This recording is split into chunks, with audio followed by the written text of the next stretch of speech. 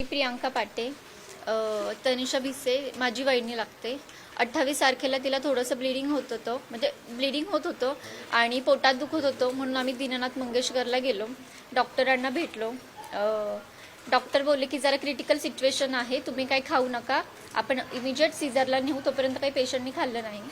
मग त्यांच्या केबिनमध्ये गेल्यानंतर चेक केल्यानंतर डॉक्टर बोलले की 20 लाख रुपये लागतील भरण्यासाठी. ठीक आहे.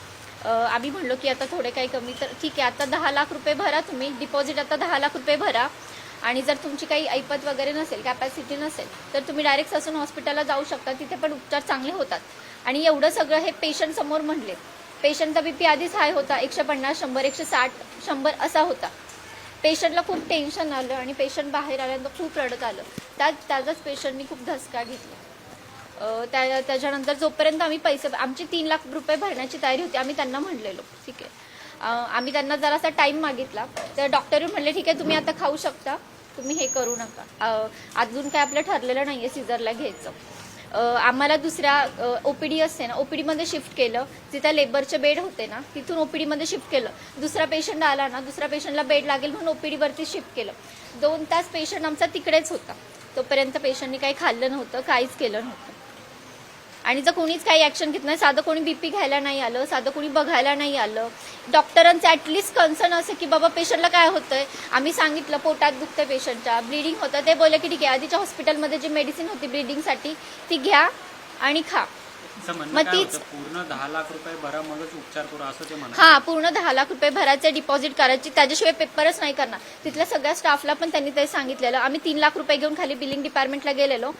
बिलिंग डिपार्टमेंटची हेड मीनाक्षी गोसावी त्या मॅडम बोलले की आमचं सगळ्यांसोबत बोलणं झालेलं आहे, तुम्ही मुख्यमंत्री सहायता निधीतनं पैसे आणा नाही तर कुठनं पण आला. आम्हाला डॉक्टर बोललेत की 5 लाख रुपये भरा, त्याच्याशिवाय आम्ही तुमचं हे ॲडमिशन करू शकत नाहीये. तिथं काय नक्की हॉस्पिटलमध्ये अनुभव आला, म्हणजे एवढं सगळं सांगूनही हॉस्पिटल प्रशासनानं ऐकलं नाही. तुम्ही असं म्हणताय की रुग्णाच्या मानसिकतेवरती परिणाम झाला आणि त्याचा धसका बसला. डॉक्टरांची भाषा काय होती तिथल्या नक्की ज्यावेळेस तुम्हाला जर परवड नसेल ना तर तुम्ही ससूनला जाऊ शकता. तुम्हाला जर हे होत नसेल ना, ससूनलाही चांगले उपचार होतात. डॉक्टरांचं काय नेमकं म्हणणं होतं आणि आता तुमची या हॉस्पिटलबद्दल काय नेमकी तक्रार?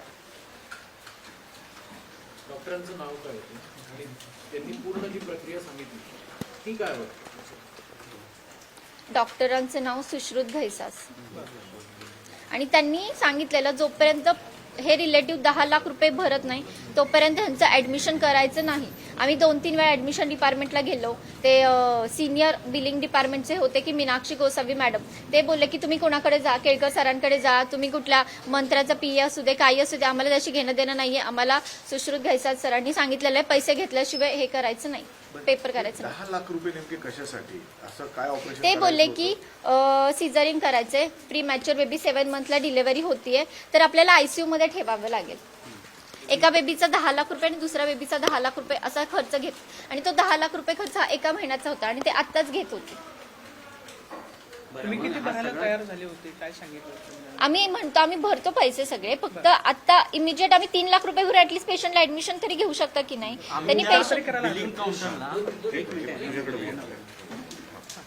आम्ही 3 लाख रुपये भरून ऍटलीस्ट तुम्ही पेशंटला इलाज तरी करा ना. पेशंटची मानसिकता पण तशी व्हायला लागली होती ना, मला कोण बघत नाहीये, पैशाच्या अरेंजमेंटसाठी. ते ट्रस्ट हॉस्पिटल आहे ना की ते प्रायव्हेट हॉस्पिटल आहे. किती तास याच्यामध्ये सगळे वाया गेले? 2-3 तास वाया गेले. मग तिथून पुढे आम्ही सूर्या हॉस्पिटलला गेलो. म्हणजे हा म्हणजे जो काही दुर्दैवी घटना घडली त्याला जबाबदार तुम्ही कोणाला? हॉस्पिटल दीनानाथ मंगेशकर हॉस्पिटल आणि डॉक्टर घैसास, सुश्रुत घैसास सर आणि बिलिंग डिपार्टमेंटच्या मॅडम त्या बोलल्या की आम्हाला सर सांगितल्याशिवाय आम्ही ॲडमिशनच नाही करणार तुमचं. ते एकमेकांना कंटिन्यू फोन करत होते आणि ते म्हणले पण भाऊला तुम्ही मला का प्रेशराईज करताय, मी हे करून नाही तर मी केस सोडेल, तुम्ही पैसे भरलेच पाहिजे तुम्हाला, असेही फोनवर बोलले ते. तुम्ही किती वाजता हॉस्पिटलमध्ये गेले होते आणि या सगळ्या प्रक्रियेमध्ये किती वाजलं तुम्हाला, म्हणजे तुमचा पेशंट दीनानाथमधून दुसऱ्या रुग्णालयामध्ये नेण्यासाठी साधारणतः किती तासांचा वेळ गेला असेल? एक 2-3 तासांचा तरी वेळ गेला असेल. तुम्हाला जर हवे असेल तर ते सगळे फुटेज वगैरे सगळे ते हॉस्पिटलमध्ये अवेलेबल पण असतील. म्हणजे पेशंट सांगितल्यानंतर कसा तो रडत आलाय त्या लॉबीमधनं, एक टेन्शन सगळं कळेल तुम्हाला त्या सगळ्यामध्ये. हो, मी होते, माझे हजबंड होते, त्यांचा भाऊ होता, सगळे होते सोबत. जर कदाचित उपचार वेळेवरती झाले असते तर वाचल्या असत्या